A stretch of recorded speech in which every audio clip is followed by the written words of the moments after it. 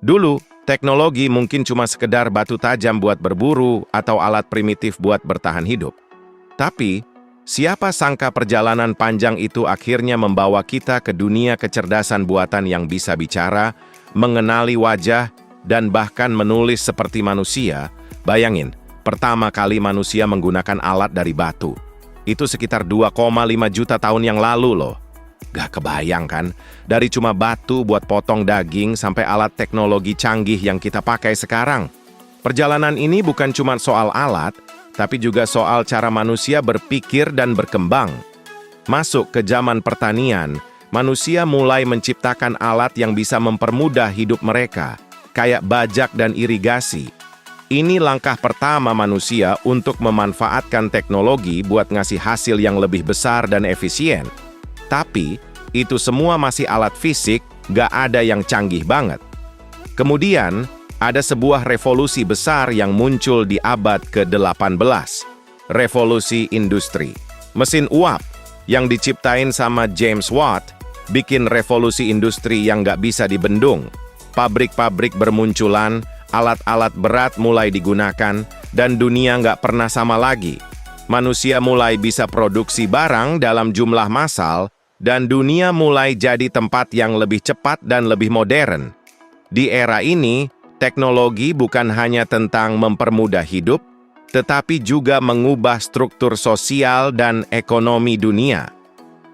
Penggunaan mesin uap untuk menggerakkan pabrik-pabrik menandai dimulainya era mesin-mesin besar yang mengubah cara kerja manusia dan memicu kelahiran kota-kota industri besar. Setelah itu, kita melangkah ke abad ke-20, di mana segala sesuatu mulai bergerak semakin cepat. Tahun 1930-an, teknologi radio mulai menghubungkan jutaan orang di seluruh dunia hanya dalam hitungan detik. Lalu, tahun 1940-an, muncul komputer pertama kali, meskipun ukurannya sangat besar dan hanya bisa digunakan oleh para ilmuwan. Komputer pertama itu bahkan memakan ruang sebesar sebuah ruangan kelas, dan daya komputasinya jauh lebih rendah dibandingkan ponsel kita sekarang. Tahukah kamu, komputer pertama itu baru digunakan untuk menghitung angka-angka ilmiah yang rumit. Gak ada yang membayangkan pada saat itu kalau komputer suatu hari akan bisa dipakai untuk menonton film, bermain game, atau bahkan berbelanja online. Di tahun 1970-an, lahir sebuah terobosan besar, mikroprosesor. Ini adalah chip kecil yang memungkinkan komputer jadi jauh lebih cepat dan lebih kecil. Dengan hadirnya mikroprosesor, komputer mulai masuk ke rumah-rumah dan dunia menjadi lebih terhubung. Semakin banyak orang yang bisa mengakses teknologi canggih dan dunia mulai berubah dalam kecepatan yang belum pernah terjadi sebelumnya. Masuk ke tahun 1980-an, ada revolusi besar berikutnya. Komputer pribadi. Dengan harga yang semakin terjangkau, komputer bisa masuk ke hampir setiap rumah dan kantor. Munculnya perangkat lunak seperti Microsoft Windows membuat komputer lebih mudah diakses oleh orang biasa. Dan di tahun 1990-an, internet mulai populer. Ini adalah titik balik dunia digital. Semua orang mulai bisa mengirim email, chatting, browsing, dan saling berhubungan tanpa batasan geografis. Lalu, kita memasuki era yang paling menarik, 2000-an hingga sekarang. Teknologi sudah benar-benar mengubah cara kita hidup. Ponsel pintar bukan hanya alat komunikasi, tetapi sudah jadi pusat hiburan, belanja, belajar, bahkan bekerja. Seiring dengan perkembangan ponsel pintar, muncul teknologi baru yang semakin mengagumkan, salah satunya adalah kecerdasan buatan atau AI. Pernah nggak kamu berpikir kalau dulu kita cuma bisa mengandalkan manual dan insting dalam mengambil keputusan? Sekarang, berkat AI, teknologi bisa belajar dari data, membuat prediksi, bahkan memberikan saran terbaik untuk keputusan yang kita ambil. Misalnya, kamu pasti sering dapat rekomendasi film atau lagu di aplikasi streaming, kan? Itu semua berkat AI yang mempelajari kebiasaanmu. Tapi AI nggak cuma terbatas pada hal-hal seperti itu.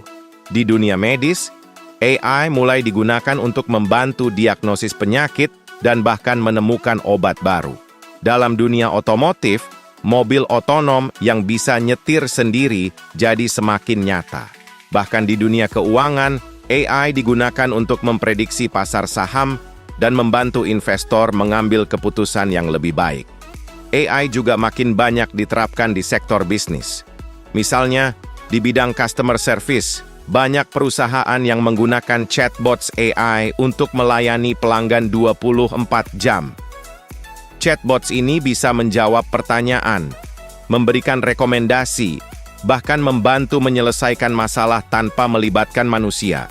Sekarang, kita udah berada di titik di mana teknologi nggak cuma mempermudah hidup kita, tapi juga meningkatkan kualitas hidup dan membuka peluang-peluang baru yang sebelumnya nggak pernah kita bayangkan.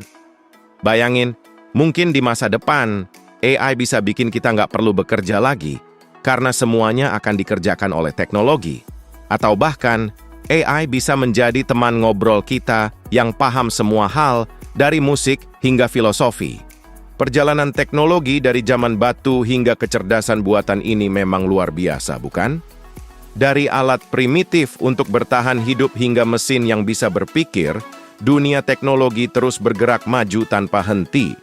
Mungkin di masa depan, teknologi akan terus berkembang dan membawa kita ke dunia yang bahkan lebih canggih lagi. Jadi, apa yang menurut kamu akan terjadi di masa depan?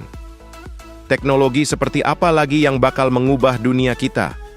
Jika kamu tertarik untuk belajar lebih banyak tentang teknologi, jangan lupa untuk like dan subscribe supaya kamu nggak ketinggalan video menarik lainnya tentang teknologi dan kecerdasan buatan.